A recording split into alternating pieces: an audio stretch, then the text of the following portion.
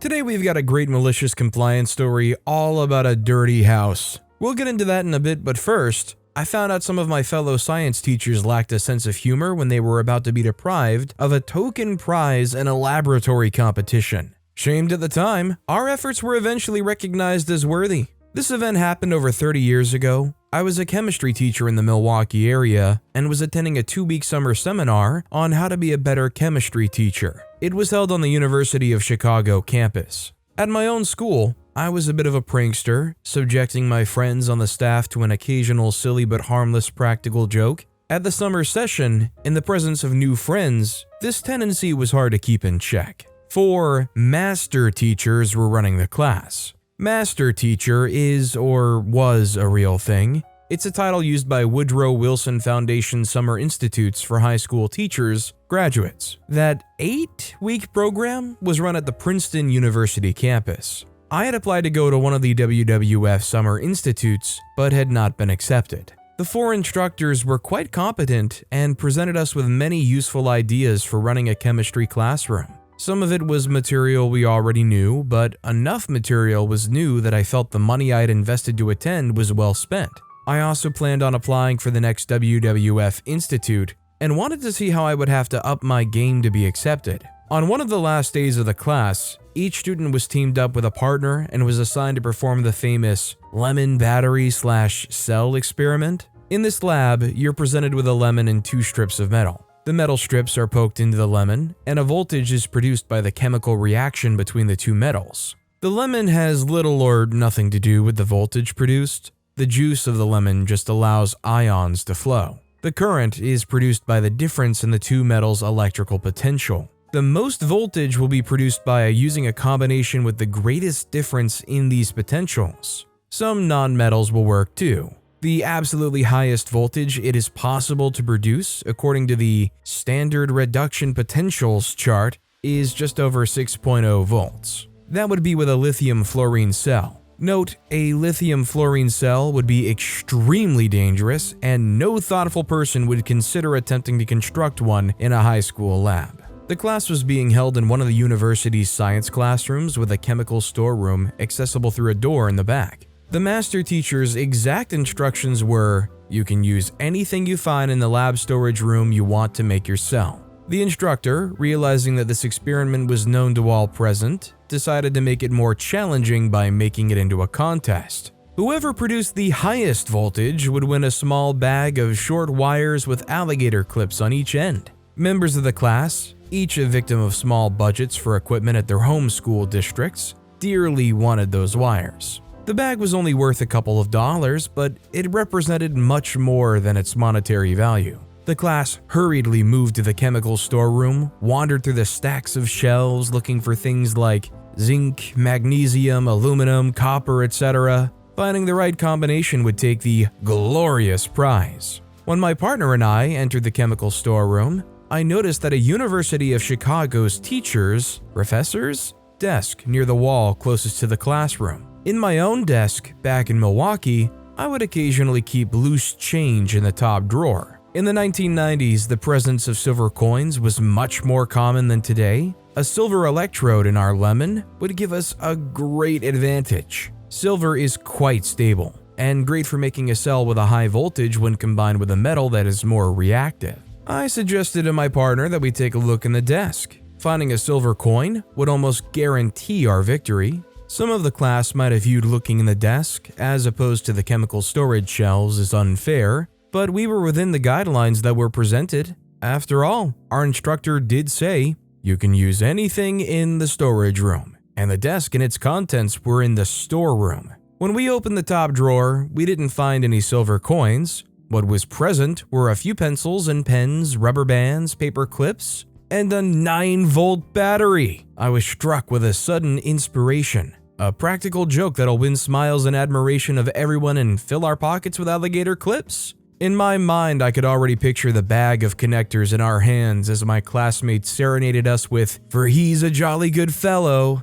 I think Ralphie in A Christmas Story had the same kind of notion. I got permission from my partner to put the battery in the lemon, and then we got to work on it. First, we cut a rectangular piece of skin from what would become the bottom of the lemon. We then cleaned out a space for the battery. Obtaining 2 pieces of copper wire, we attached one wire around each battery terminal and inserted the other end through the lemon. We snuggled the 9-volt battery into the hole we had gouged in the fruit and covered the rectangular hole with a piece of lemon skin removed earlier. We turned the lemon so the hole was on the bottom. Balanced on our palm, it looked much like all the other lemons in the class, except ours had 2 identical copper wires, about an inch apart, poking out of it. A cell will not work with 2 identical electrodes. You need 2 different substances to create a working cell. Copper's potential on the reduction chart is negative 0.34 volts. In the reaction, one copper wire would do the opposite of the other, so its voltage would be a plus 0.34 volts.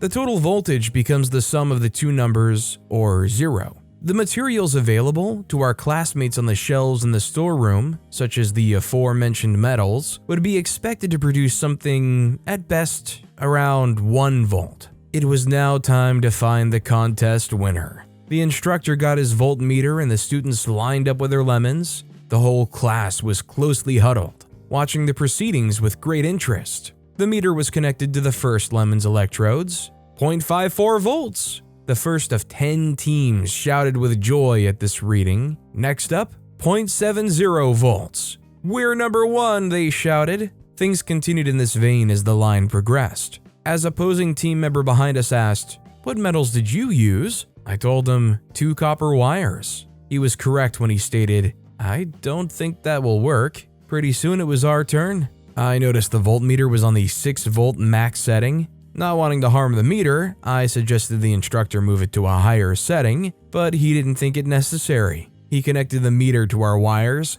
Thwack! The voltmeter needle slammed into the stops at the high end of the scale and produced an audible hum as it continually vibrated, struggling to move forward. Taken aback, the instructor quickly switched to the 60-volt setting, and the meter showed a voltage in excess of 8 volts. "That's amazing," said the instructor. The class, too, was stunned. "How did you do it?" I turned the lemon over and said, "I used a 9-volt battery we found in the storeroom." There were a few seconds of silence marred only by the gasps of my fellow students. This was followed by murmurs of protest. "Cheater! Unfair! Boo!" I think I heard a couple of string 'em ups. The expected laughter did not come. My classmates viewed us not as talented pranksters, but as Satan's more evil siblings. Maybe they thought we were trying to embarrass our instructors? I'm not sure. We did not win the coveted prize. This, even though we went back into the storeroom and really did produce the highest voltage with our second and totally legal entry. Our lemon had a hole in it and could serve as a cup or beaker. We filled it with sodium hypochlorite solution, bleach, and used that as one electrode. It worked great and actually did produce the highest voltage, but the class had enough of us and would not let us win. The story does not end there. Shame and ignominy was ours until the seminar ended the next day. But some few years later, at another chemistry teacher workshop I attended, this one in North Carolina, one of the people in attendance started to tell us of a hilarious lab joke done by a crazy teacher with a 9-volt battery and a lemon. Apparently, this tale was making the rounds of chemistry gatherings and workshops all over the country. I admitted I was one of the culprits, and at that conference, the joke went over well. So, anonymous fame is mine. Even today, though, I still mourn the lack and loss of those wires with alligator connectors.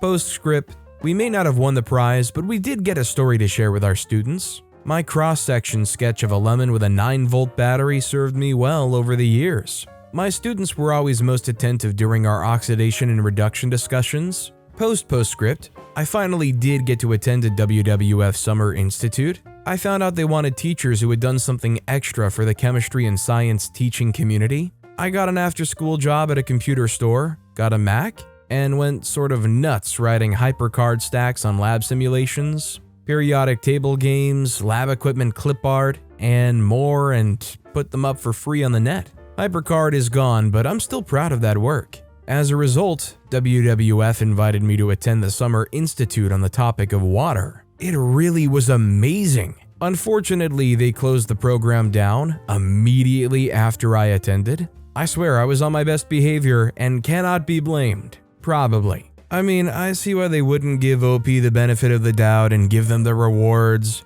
But at the same time, I think OP played by the rules. They did say whatever you can find you can use. I think OP won fair and square. Our next story is, a dirty house stresses you out? Let me fix that. My mom is like a terrible hoarder, and for the past 2 years I've lived with her, I've tried to clean the house constantly. But there's just no place to put everything, and seeing as I have OCD, diagnosed, I swear I'm not one of those people, it's been really freaking emotionally stressful for me. Like, to the point it's contributed to me trying to end things before, back when I was 14, and she just doesn't care. This first woman, when I told her I had those kinds of thoughts over the mess, legitimately said, well, if you care about the mess so much, make sure you don't get blood on the floor when you do that, but then played the pity card for money when I was hospitalized. I have my own insurance that covered all of my medical bills, she didn't need any money, and then yesterday we got into a huge argument about the house being filthy and she brought up some of my past trauma for no reason and then said that she was just as much a victim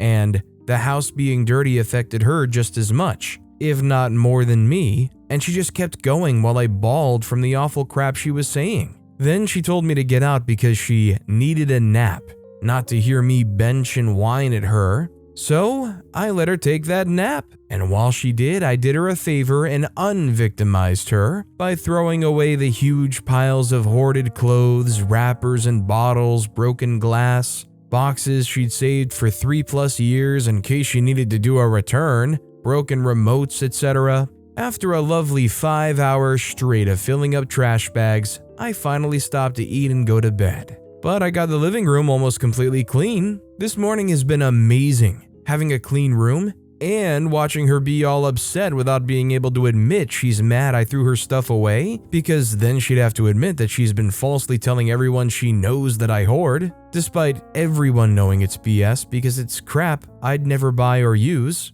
and that she's a clean freak. Even her boyfriend/ex thinks it's hilarious and keeps cracking jokes about how she's gonna be the next thing in a trash bag. Genuinely though, this is the best I've felt in a while. I love stuff being clean. I hope this is the platform for OP to continue working on this and getting better and just being in an environment that makes them happier. I mean, they got the green light to clean. Our next story is, my piercing bothers you? Sure, I'll listen to you. This is from a few months ago when I first started at my new job. I apologize in advance for any error. On one of my first days, my manager said I had to remove my piercing. I have an industrial piercing like this. Since I had the piercing on my interview and he was the one to interview me and didn't say anything then, I said I wouldn't. He let it go for a few days and then told me again. My reply this time was, all of my colleagues have at least one piercing on the upper ear, so why am I the only one that has to remove it? And he said, and I quote,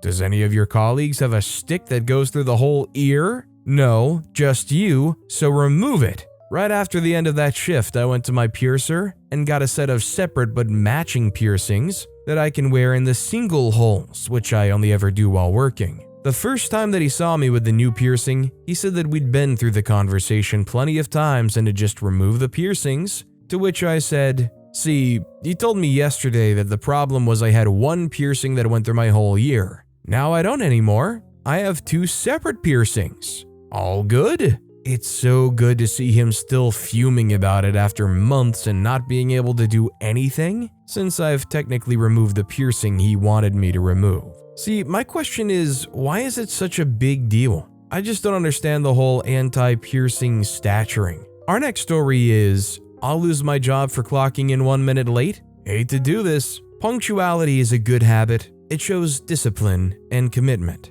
I worked in a warehouse where you had to clock in before your start time. There was a computerized process and you would lose your job if you clocked in late more than twice a year, even if you were only 1 minute late. Now, I pride myself on punctuality, but I was running a bit late for the 3rd time in 10 months. A man's gotta hustle, and I simply called my employer and told him that I was feeling sick and needed to take a day off. My state has paid accrued sick leave. The fallout was that I kept my job, it's been a year since, and I got paid for a full day without working. Honestly, wherever OP is, sounds like they've got a pretty nice thing going there. When you're in that kind of a situation though, what else can you do? If you cannot even be 1 minute late, forget it, just call in sick. Save yourself. But with that being said, that's all the time we have for today. Now, if you want to hear another awesome malicious compliance story, check out that video on the left. Or, if you missed my latest video, check out that video on the right. That said, I'll see you all next time with some more stories.